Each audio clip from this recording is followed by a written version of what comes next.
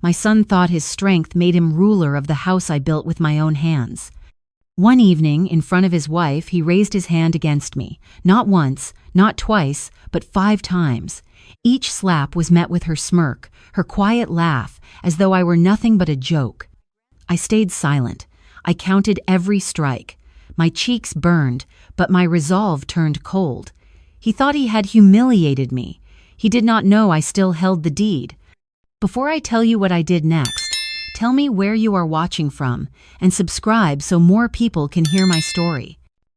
I remember the beginning like it was yesterday. He was just a boy with scraped knees chasing a ball down the street, looking up to me with eyes that believed I could build anything. And maybe I could. I taught him how to hold a hammer, how to draw a straight line, how to cut wood so the edges met perfectly.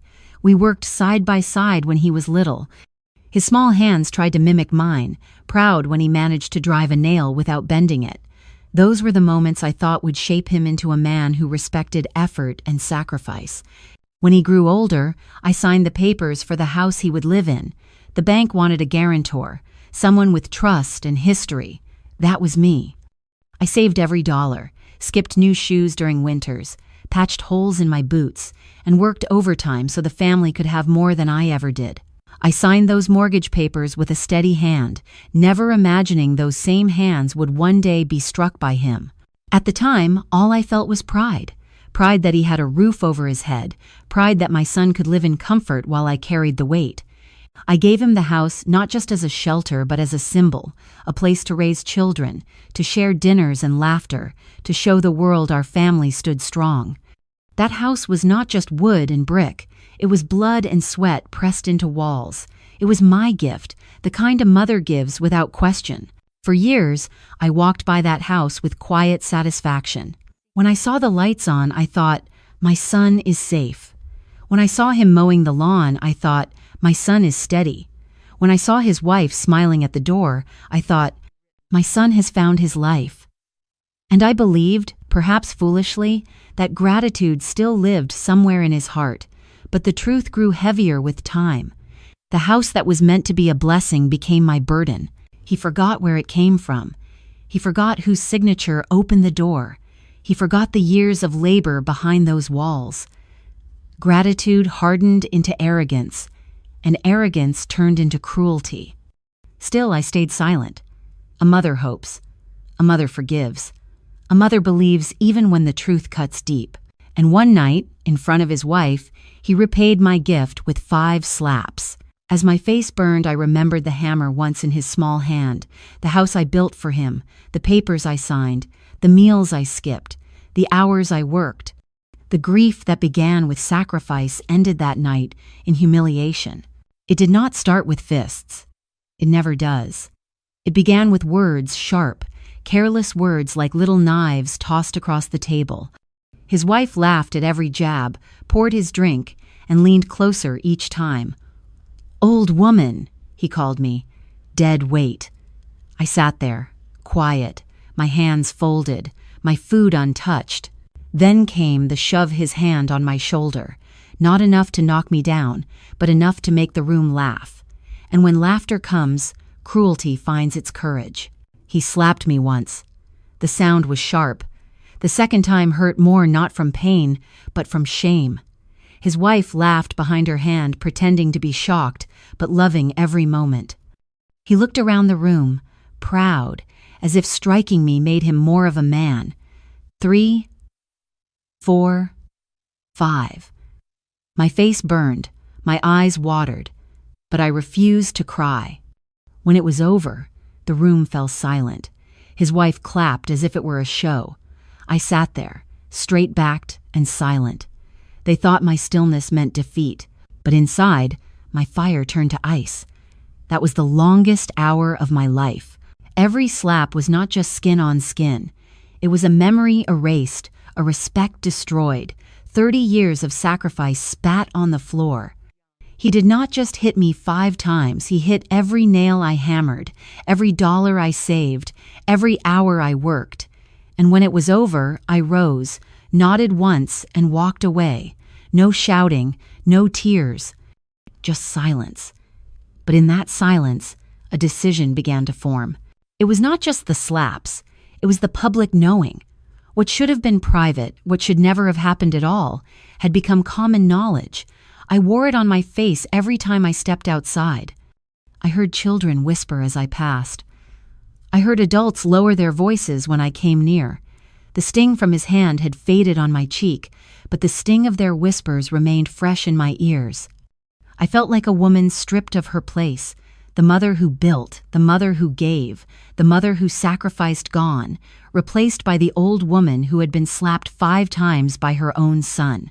That was my name now. That was my title. That was what they thought of me.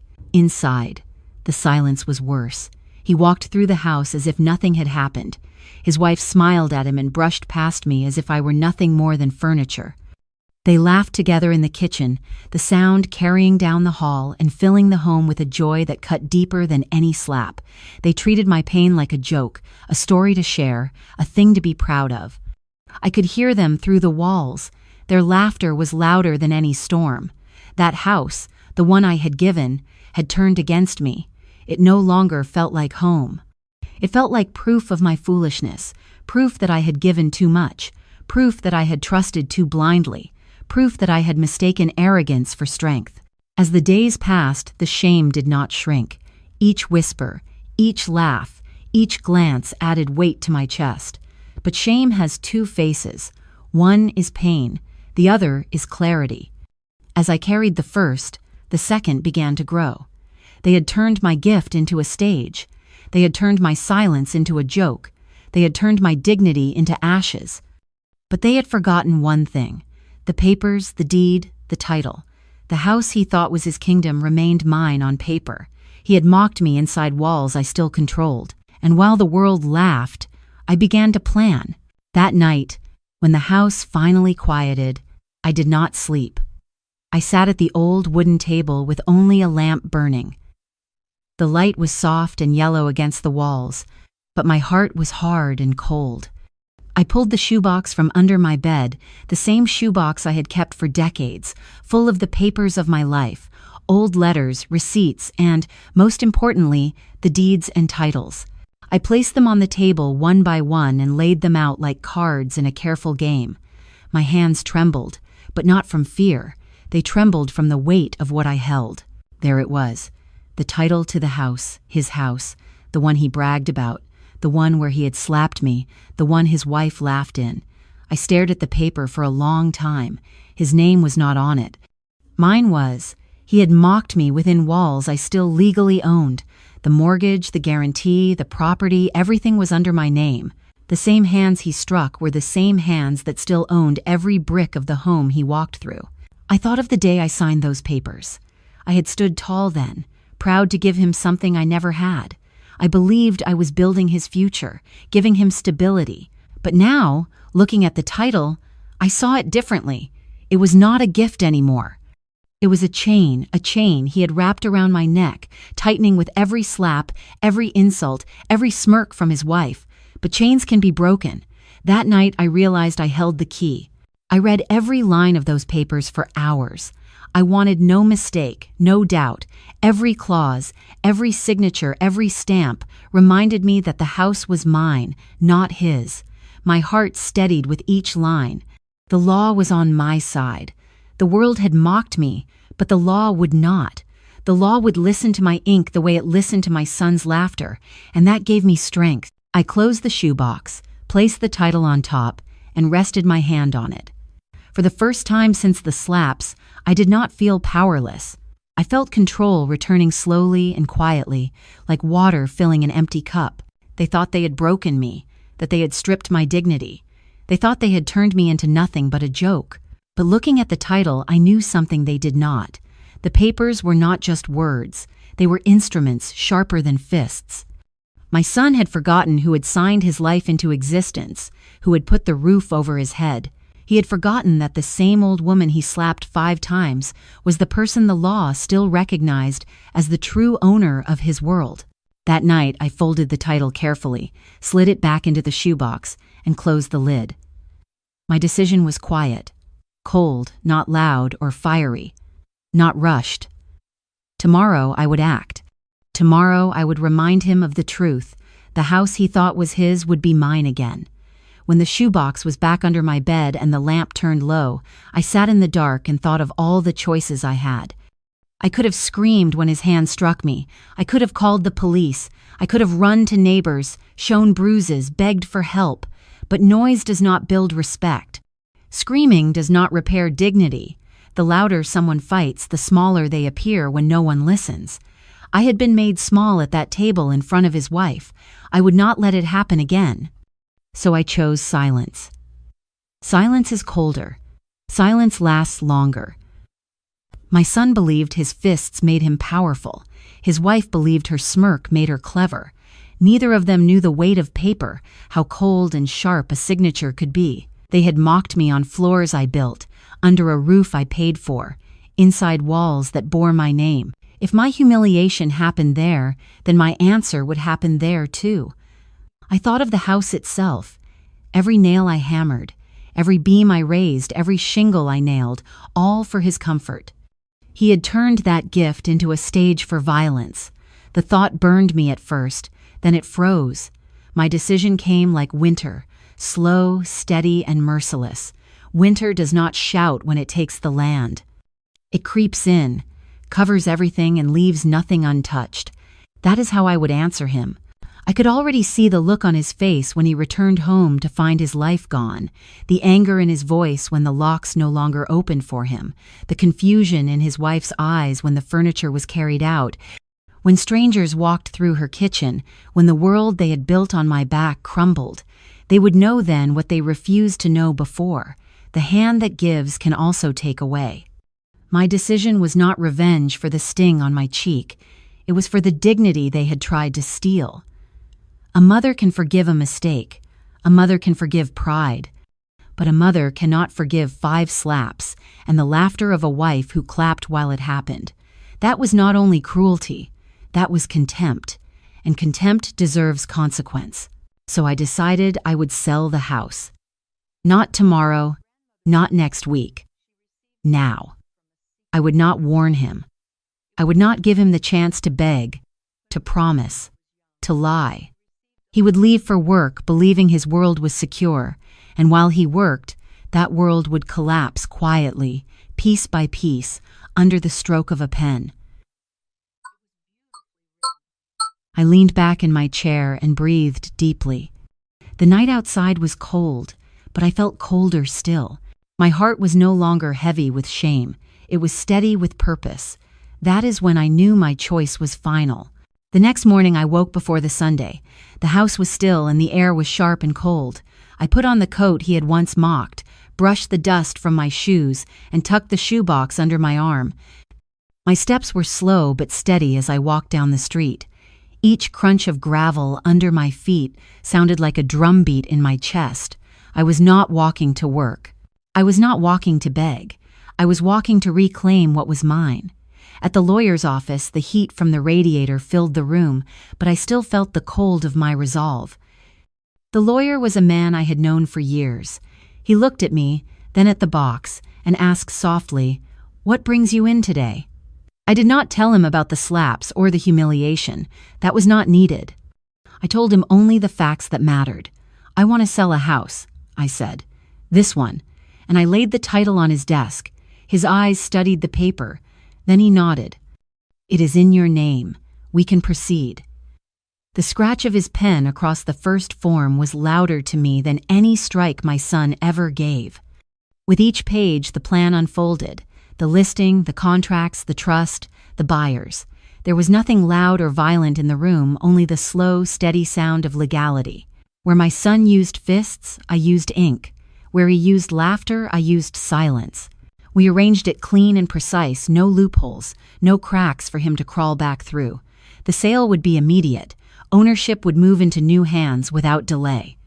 I asked that the money not return to me alone, but be divided into a trust for those who had shown me respect: workers, caretakers, people who treated me kindly when my own son would not. The lawyer wrote it all carefully, making sure every clause was ironclad. I signed each paper slowly. My hand did not shake. Each stroke of my pen felt like a hammer blow, not against wood this time, but against arrogance. I remembered teaching my son how to hold a hammer, how to build, how to respect the weight of a tool. Now I was showing him the weight of something heavier, a mother's quiet justice. By the time the papers were done, I felt lighter. The lawyer shook my hand and said, "It is final. Once the buyers move in, there is nothing he can do." I thanked him and walked out with my coat pulled tight. Outside, the air felt sharper, cleaner. I had not raised my voice. I had not struck back, but I had struck something far deeper. I thought of my son at work, laughing with his friends, bragging about his life, certain his home would always be his. He did not know that at that very hour, strangers were walking through the rooms he thought he owned, studying walls, opening closets, planning where their children might sleep. He did not know the very house where he had raised his hand was already slipping from his grasp. The legal thread was woven tight, and he had no scissors sharp enough to cut it. His fists could not undo signatures. His pride could not erase stamps. His laughter could not rewrite the law. The house was mine to give, and I had given it away. When I returned home that evening, I sat again at the same wooden table. The shoebox was empty now. The title was gone, placed into the hands of the law. My face still carried the faint marks of his slaps, but my chest carried something stronger, the knowledge that I had answered humiliation not with rage, but with permanence. He had left marks on my skin. I had taken the ground from under his feet. The day came quietly. He woke in the morning, stretched, kissed his wife on the cheek, and laughed as he left for work. His steps were proud and careless, the swagger of a man who believed his world was unshakable. He did not glance at me. He did not remember the bruises on my face. He did not even think of the title I once held. To him, the house was his kingdom. To me, it was already gone. Not long after he left, cars pulled into the driveway. First the realtor with folders in her hands, then the movers carrying boxes, wrapping furniture, rolling rugs. They walked through the doors he once claimed without hesitation. Strangers stepped into the living room. Strangers opened closets. Strangers ran their hands along the banisters. His wife came out of the kitchen, eyes wide, voice sharp. "What is happening?" she demanded. The realtor handed her the papers. She read, but the words meant nothing. "This house has been sold," the woman said calmly. "Please gather your things." Her face drained of color. She shouted and waved the paper in the air, but the men kept working. Box after box left the house. Table legs were unscrewed, chairs stacked, pictures taken down from the walls. The house filled with the rip of packing tape, the scrape of furniture, the thud of footsteps. Her voice cracked as she called him again and again, but he was at work too far to stop what had already begun. I stood in the corner, silent, watching. I did not smile. I did not speak. I only watched the life they built on my back, carried out piece by piece. Each box that crossed the threshold was not just furniture, it was a lesson. Each rug rolled up was not just fabric, it was the end of their arrogance. The very walls seemed to sigh with relief as they emptied. By noon, the house no longer looked like theirs. Family photos were gone, shelves bare, closets empty. Strangers measured windows for curtains, planned where beds would go, debated paint colors. The sound of their plans filled the air while his wife sat on the stairs shaking, her phone pressed to her ear, whispering frantic words to a man who could not save her. I thought of the night he slapped me 5 times. I thought of her laughter, her smirk, and how certain they had been that I was powerless. But there I stood, steady, while their world came apart before their eyes. They had believed cruelty would go unpunished. They had believed arrogance would protect them. They forgot who held the deed. When the last box was carried out, I stepped outside. The movers loaded the truck. The realtor locked the paperwork in her car. His wife sat by the door, face buried in her hands. I walked past her without a word. There was nothing left to say. The house was gone, sold while he worked, taken from them as quietly as they had taken my dignity. And as I walked away, I felt no heat, no fire, no triumph, only peace, because justice had been done in silence. Evening came, and with it came my son. I heard the familiar sound of his car in the driveway, the slam of his door, the heavy steps up the walk. He was laughing on the phone, proud and careless, the way men sound when they think nothing can touch them. The key turned in the lock, but the door did not swing open. He pushed harder, frowning, confused. At last his wife opened it from inside, pale, red-eyed, silent. She handed him the papers. He stepped in and froze. The house was bare. No couch, no chairs, no pictures on the walls, only empty floors and hollow echoes. His laughter died at once. He looked around, mouth half open, phone still in his hand. He shouted her name, shouted mine, shouted at the air. His voice filled the emptiness, but nothing answered. He ran from room to room. The dining table was gone, the cabinets were bare, the closet stood open, shelves stripped. Even the hallway rug had been rolled and carried away. With every step, panic climbed higher. His fists hit the walls. His voice broke into curses. His wife trailed behind him, sobbing now, her words shattered. I told you something was wrong. But he would not hear her. He could not. The truth was louder than any excuse. He found me sitting in the kitchen, the one chair left behind my coat folded neatly across my lap. I did not rise. I did not speak. I only looked at him. He glared back, chest heaving, fists clenched. What did you do? He roared. I said nothing. I pointed to the counter where the realtor had left the final copy of the papers. He picked it up, hands trembling, eyes scanning the words he could not change. The rage drained from his face, not all at once, but slowly replaced by something he had never shown me before. Fear. He dropped the papers, stepped back, ran his fingers through his hair. No, he whispered. No, this cannot be. His wife leaned against the wall, streaked with tears. It is gone, she said quietly. The house is gone. He turned to me again, eyes wide, almost pleading. Mom, you cannot. You would not. But I already had. His voice cracked, his hands shook, and the silence between us was stronger than his pleading. The silence told him the truth. The silence told him this was final. He tried to argue, to shout about rights, about family, about blood, but every word bounced off empty walls. The law had already spoken. His fists could not fight ink. His pride could not undo signatures. His cruelty could not change that the house was no longer his. When the movers returned to finish their work, he tried to block the door, but they showed him the stamped papers. Legal documents are heavier than fists. He stumbled back, helpless, as strangers carried out the last pieces of his life. His wife sank into a corner, silent now, broken, and he stood there, a man stripped of everything, watching his kingdom walk out the door. I rose at last, put on my coat, and walked past him. Our shoulders brushed, but neither of us spoke. I left him there, standing in his own ruin, surrounded by nothing but echoes. The house he thought would always be his had slipped away in a single day, sold while he worked, taken while he laughed, gone before he even understood the power he mocked. The house was gone, but the ruin did not stop at the walls. It spread outward like ripples on a pond after a stone is thrown.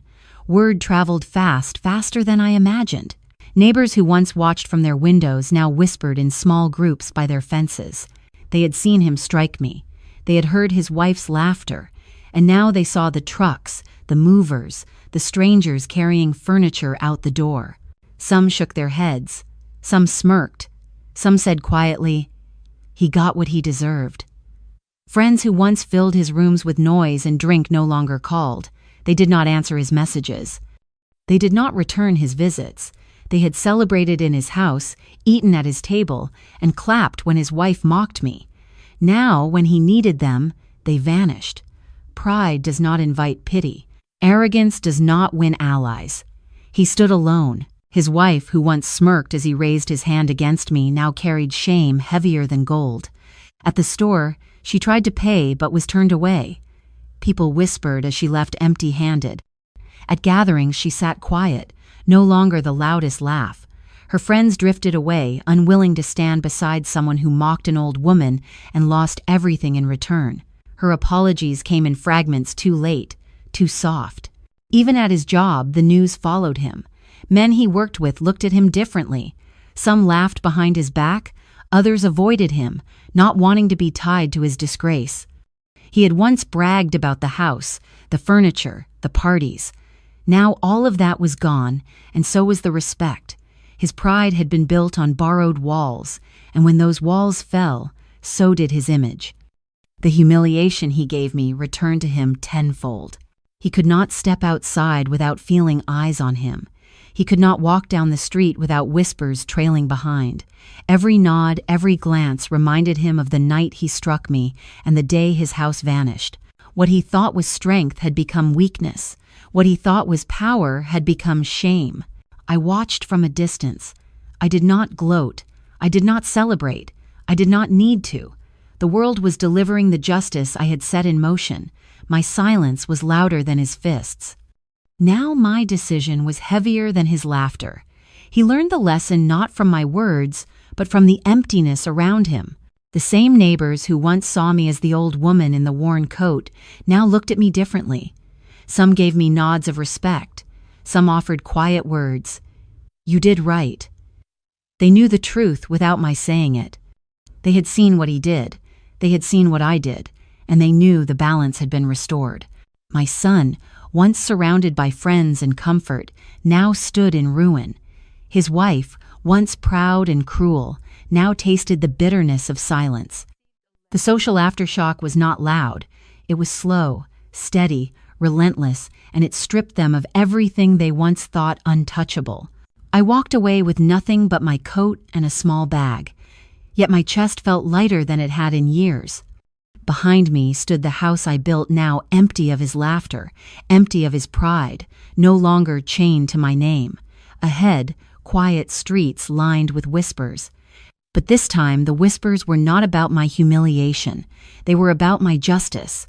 They were about a mother who had been struck 5 times, mocked before strangers, yet found a way to answer without raising her hand. The house did not vanish. It still stands, its bricks hold. Its roof keeps out the rain, its walls still echo, but it no longer belongs to him. It no longer belongs to the son who believed fists could erase 30 years of sacrifice. It no longer belongs to the wife who smirked while he did it. It belongs to strangers now, strangers who will treat it with respect because they paid for it with their own labor, not mine, and that is as it should be. I gave my son everything. I gave him the tools to build, the lessons to live, the home to raise a family in. I gave until there was nothing left to give. And in return, he gave me 5 slaps across the face in front of a woman who laughed. That was his gift. My gift back to him was silence, cold, unshakable silence. Silence that sold his house while he worked. Silence that emptied his closets. Silence that left him standing in ruins. He will remember that day every time he sees an empty wall. He will remember it every time a neighbor turns away. He will remember it every time the weight of shame presses on his chest. And he will know it was not anger that ruined him. It was not shouting.